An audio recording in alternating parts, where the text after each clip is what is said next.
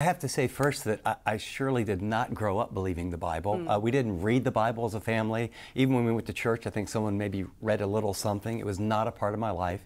I remember in junior high, maybe 7th grade, and my parents went somewhere and the house was empty, and we had some big family Bible. You know, it's about this thick. And so I thought, you know, you have these God urges, and so I open it up, and hitherto unthine the Hittites, the Girgashites, the Mashiites, and the Biblyites, and you know, and all I know is I read it for about 30 seconds, and I just closed it and thought, man, I don't know much about the Bible, but I could never understand that.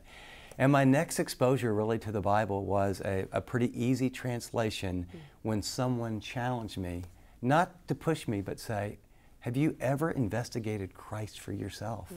And my answer was, no, the church thinks this, and I heard this.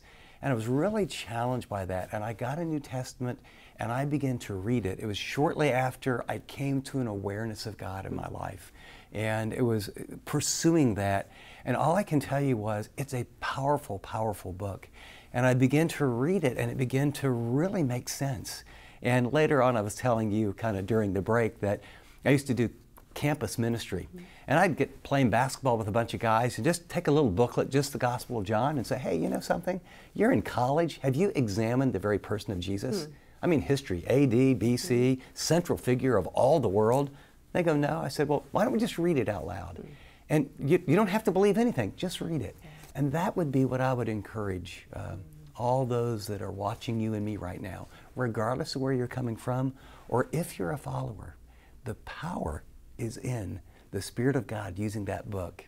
And you know something? Just say, God, if you exist, why don't you open it up and check it out? Yeah, that's a good challenge. Yeah. Thanks, Chip. You know, we hear that Bible literacy is quite low. A lot of people are not cracking open their Bibles. They're basing a lot of their faith on hearsay, on going to church and making sure, and that's great, and listening to their pastor, but actually not delving into the Bible and finding out why they actually believe in what they believe. Let me tell you, Why I Believe by Chip Ingram is going to be a great resource. And maybe this will be the first time in a long time that you've cracked open that Bible.